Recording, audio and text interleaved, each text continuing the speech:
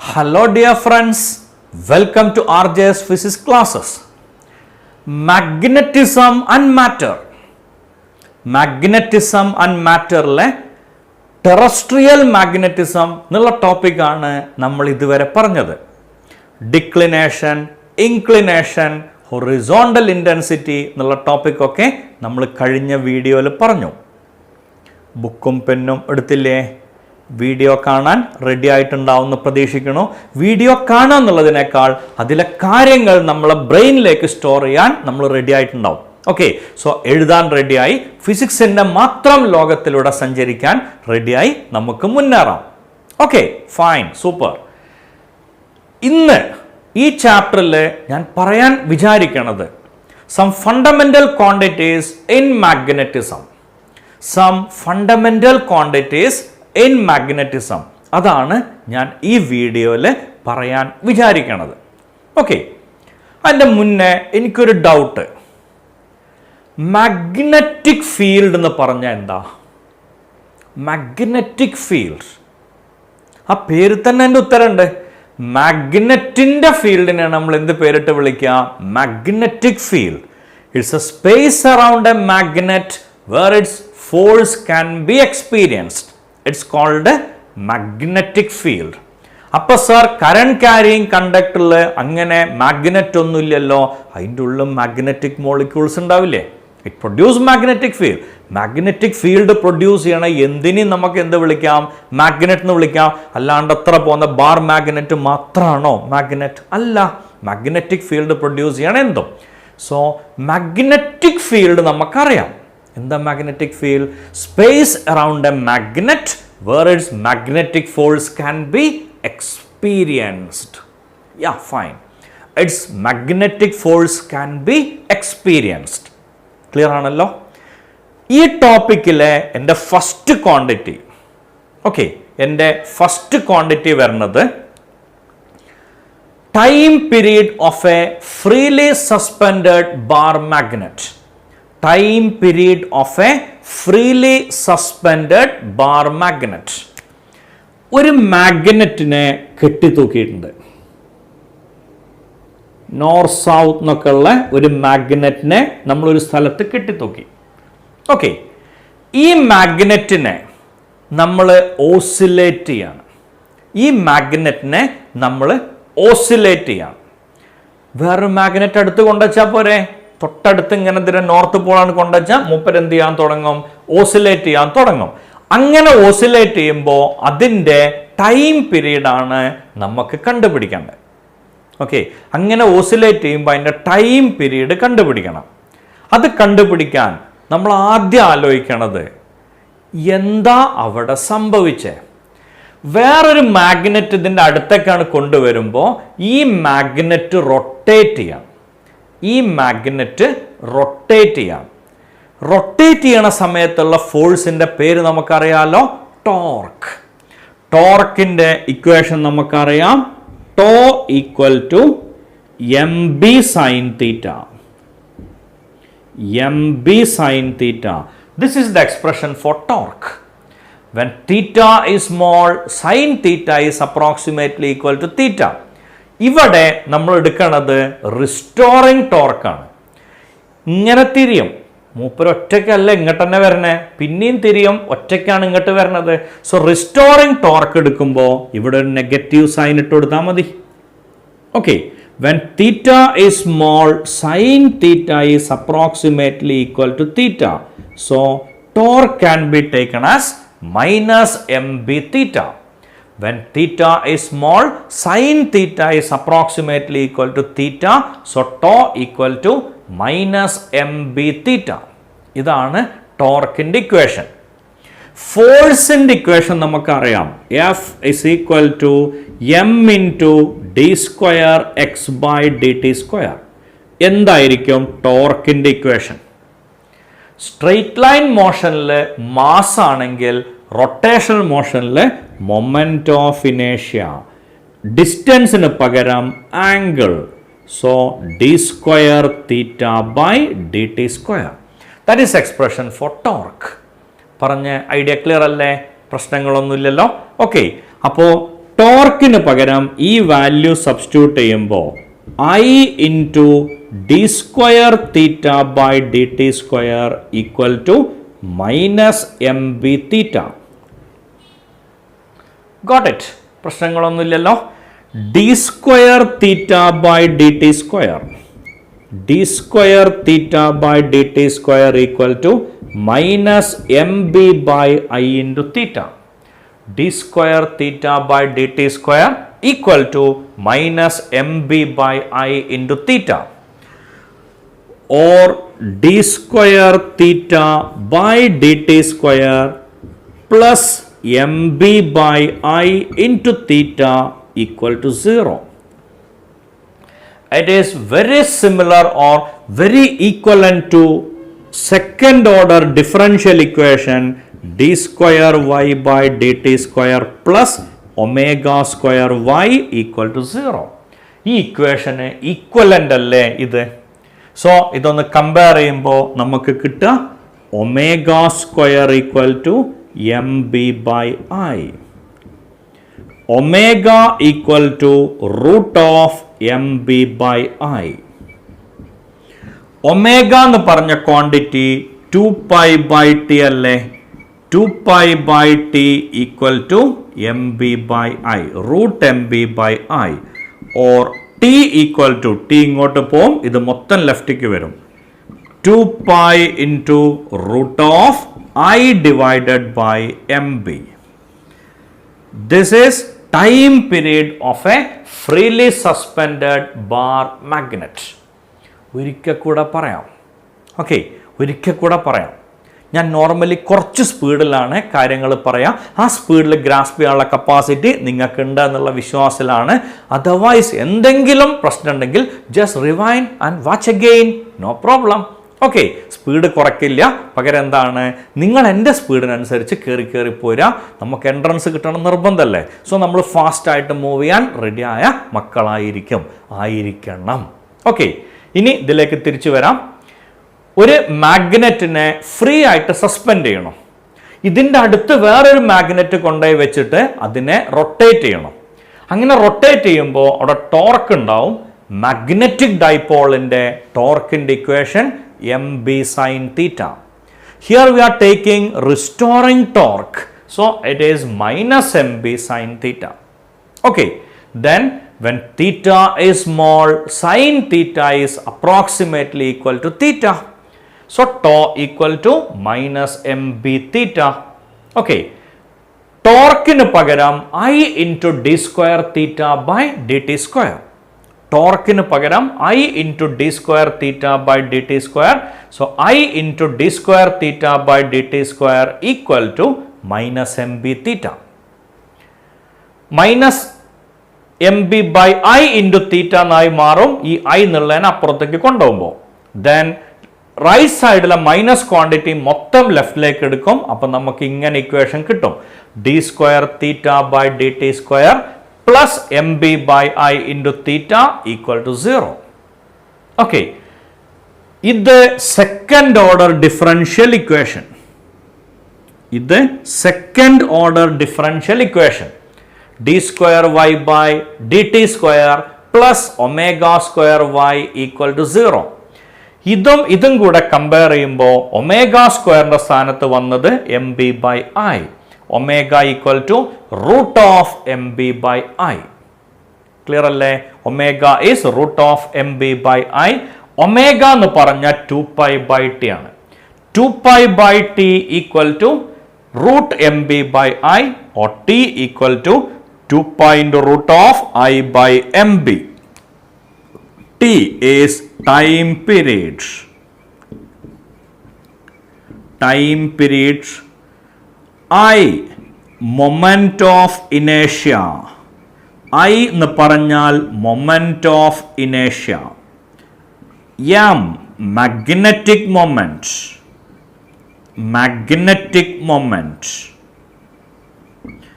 And B, magnetic field. To be more frank, external magnetic field.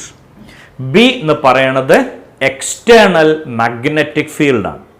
Okay, so നമുക്ക് കിട്ടിയ equation time period of a freely suspended bar magnet T equal to 2 pi into root of I divided by MB. ഇതാണ് നമുക്ക് കിട്ടിയ equation. T equal to 2 pi into root of I divided by MB. സംശയമില്ലല്ലോ പറഞ്ഞേ? Okay അല്ലേ? Time പീരീഡിൻ്റെ equation കിട്ടി. അതിൽ ഓരോന്നും എന്താ നമുക്കറിയാം. ഓക്കെ, ഇനി ഇതിലെ first question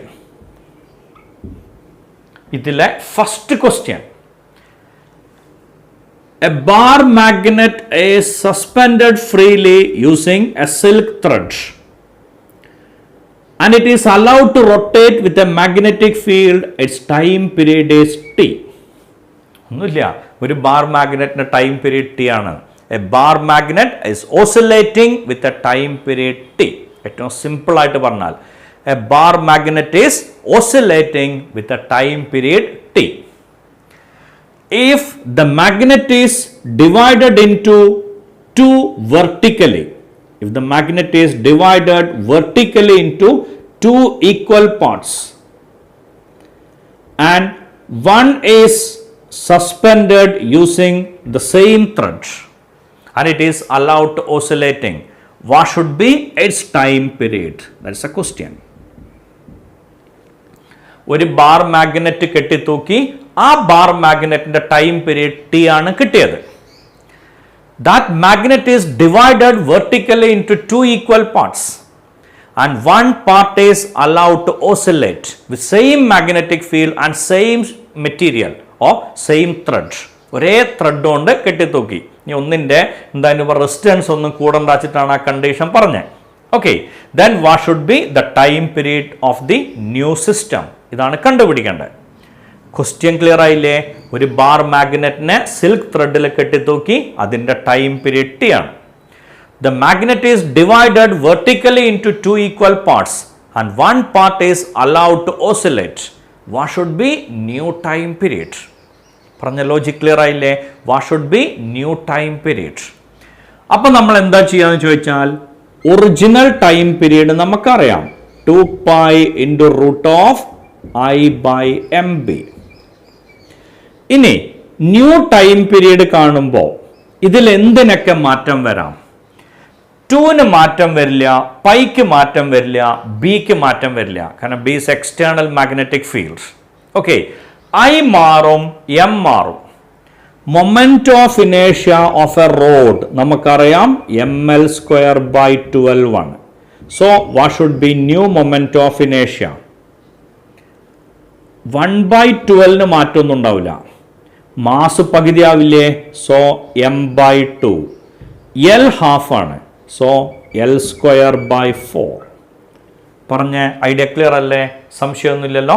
okay, so M എന്നുള്ളത് m/2 വരും. കാരണം പകുതി മുറിച്ച മാസ് പകുതിയാവുമല്ലോ. ലെങ്ത് പകുതിയാണ്, L² ആണ്. So L²/4. So I dash is equal to I divided by 8. പുതിയ മൊമെന്റ് ഓഫ് ഇനേഷ്യ വരിക I/8 ആണ്. പുതിയ മാഗ്നറ്റിക് മൊമെന്റ് നമ്മൾ ഓൾറെഡി പഠിച്ചു വെച്ചിട്ടുണ്ട്. മാഗ്നറ്റിനെ ഇങ്ങനെ കട്ട് ചെയ്താൽ, എങ്ങനെ കട്ട് ചെയ്താലും മാഗ്നറ്റിക് മൊമെന്റ് ഹാഫ് ആവും. രണ്ട് പാർട്ടായിട്ടാണ് ഒരു മാഗ്നറ്റിനെ കട്ട് ചെയ്യണതെങ്കിൽ വെർട്ടിക്കൽ ആയാലും ഹൊറിസോണ്ടൽ ആയാലും മാഗ്നറ്റിക് മൊമെന്റ് എന്തായിരിക്കും? ഹാഫ് ആവും. ഓക്കെ, ഇനി ന്യൂ ടൈം പീരീഡ് എത്ര ആവും നോക്കാം. 2 pi into root of I എന്നുള്ളത് I/8, m/2b. ഇത് വെട്ടുമ്പോൾ ഇവിടെ 4 എന്ന് വരും. ഓക്കെ, സോ ഒരു 1/4 എക്സ്ട്രാ ഉണ്ട്. 1/4ന്റെ റൂട്ട് എന്ന് പറഞ്ഞാൽ 1/2. 1/2 into 2 pi into root of I/MB. Okay, so 2 pi into root of I/MB അല്ലേ നമ്മൾ ആദ്യത്തെ time period. So T dash is equal to T/2. ഒരു മാഗ്നറ്റിനെ രണ്ട് പാർട്ടായിട്ട് ഡിവൈഡ് ചെയ്തിട്ട് അതിലെ ഒരു പാർട്ട് ഓസിലേറ്റ് ചെയ്യുകയാണെങ്കിൽ അതിൻ്റെ ടൈം പീരീഡ് എത്രയെന്ന് ചോദിച്ചാൽ നമ്മൾ പറഞ്ഞ മറുപടി T/2 ആണ്. ഓക്കെ, അപ്പം തന്നെ അടുത്ത ക്വസ്റ്റ്യൻ വരും. That bar magnet is divided horizontally into two equal parts. That bar magnet is divided horizontally into two equal parts and one is allowed to oscillate. What should be new time period? അടുത്ത ഒന്ന് മാത്രം നമ്മൾ oscillate ചെയ്യാൻ അനുവദിച്ചാൽ time period എത്ര ആയിരിക്കും എന്നാണ്. Again, what is new moment of inertia? Moment of inertia എന്ന് പറഞ്ഞാൽ ml²/12. ഇതിൽ ഏത് ക്വാണ്ടിറ്റി മാറോ ആ മാറ്റം നമുക്കതിൽ വരുത്താം. പകുതിയാക്കി മുറിച്ചാൽ ഒരു സംശയമില്ല, മാസ് പകുതിയാവും. Here length remains same. ഒരു മാറ്റവും ലെങ്ത്തിനില്ല, കാരണം ഈ ലെങ്ത് തന്നെയല്ലേ നേരത്തെ നമ്മൾ കണ്ടേ. ഓക്കെ, അപ്പോൾ ലെങ്ത് മാറുന്നില്ല, മാസ് മാത്രം പകുതിയാവും. സ്വാഭാവികമായിട്ടും I'(I/2) M'(M/2) ആണ് നമുക്കറിയാം. സോ ടൈം പീരീഡ് എത്ര വരാമെന്ന് ചോദിച്ചാൽ 2π√(I/2 M/2b). ഒന്നും സംഭവിക്കില്ല, ഈ 2 ആണ് വെട്ടിപ്പോവും. ഇത് പണ്ടത്തെ സെയിം ടൈം പീരീഡ് ആണ്. So T'(T). വെർട്ടിക്കലി ഓസിലേറ്റ് ചെയ്താൽ വെർട്ടിക്കലി കട്ട് ചെയ്താൽ time period will reduce by half. If the magnet is divided horizontally into two equal parts, no change in time period. Okay.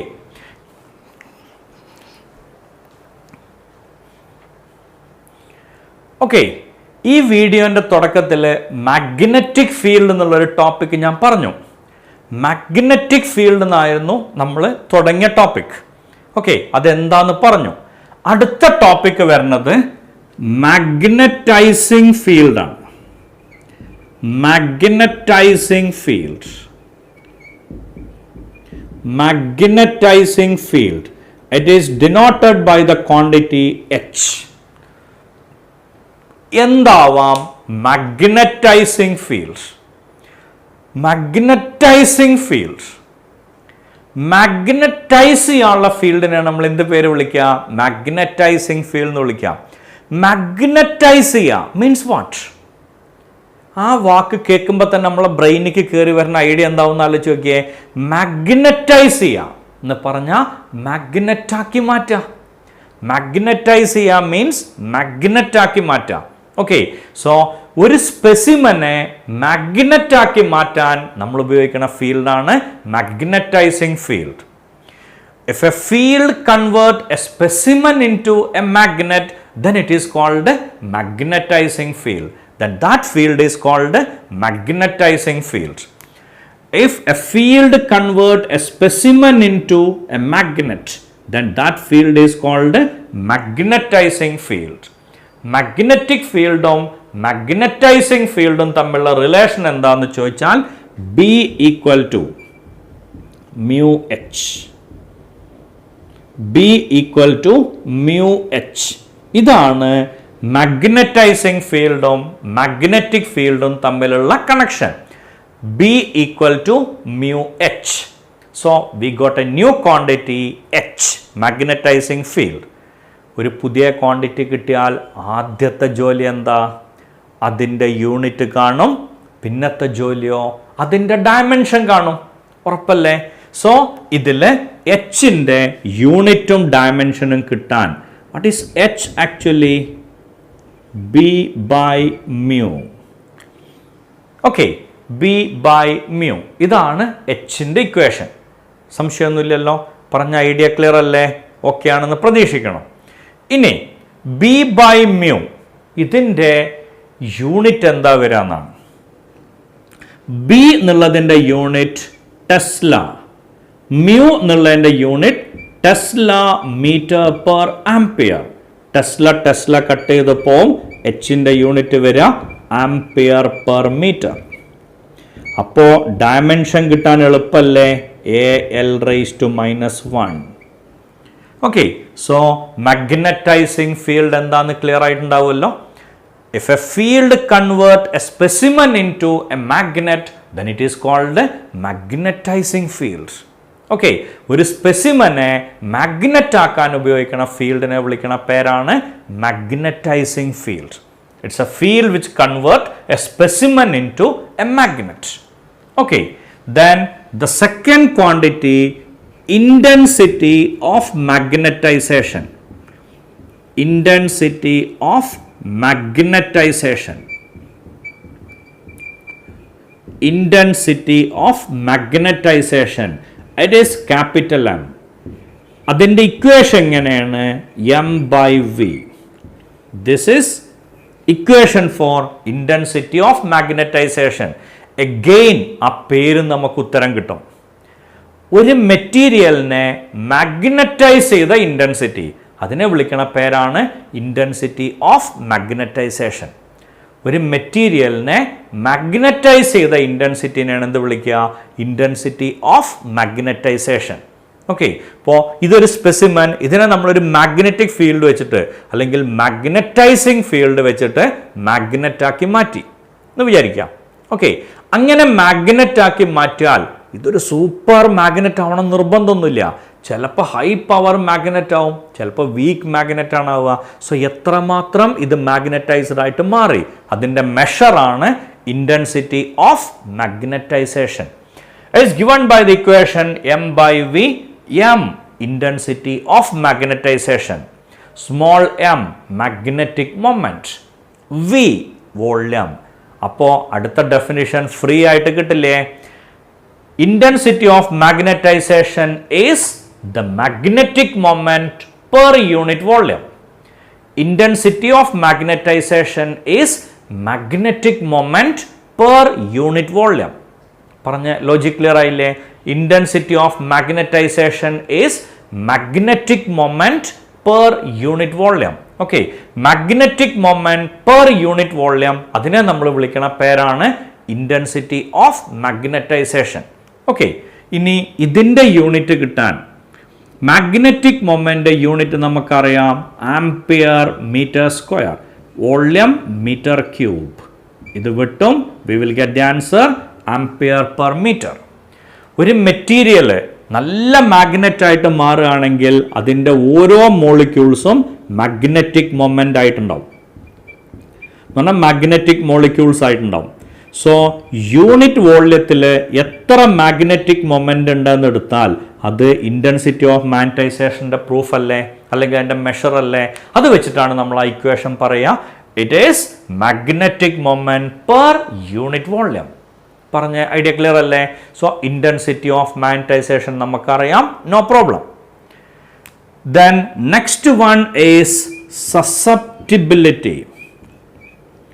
Susceptibility, susceptibility chi. Chi എന്ന് പറഞ്ഞാൽ M by H ആണ്.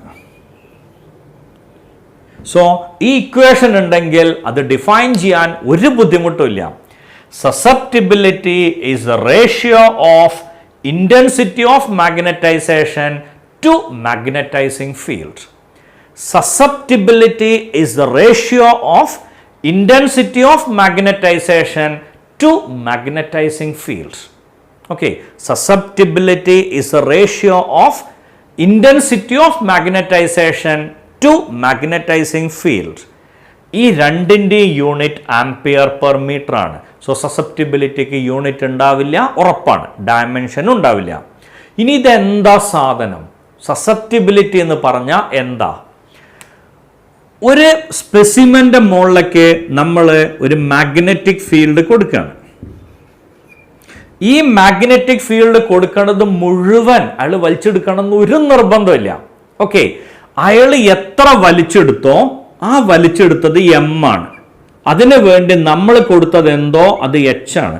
ഇതുകൊണ്ട് ഇയാൾ മാഗ്നറ്റായി മാറിയാൽ മാത്രമേ നമുക്ക് ആ ഫീൽഡിനെ എന്ത് വിളിക്കാൻ പറ്റുള്ളൂ? H എന്ന് വിളിക്കാൻ പറ്റുള്ളൂ.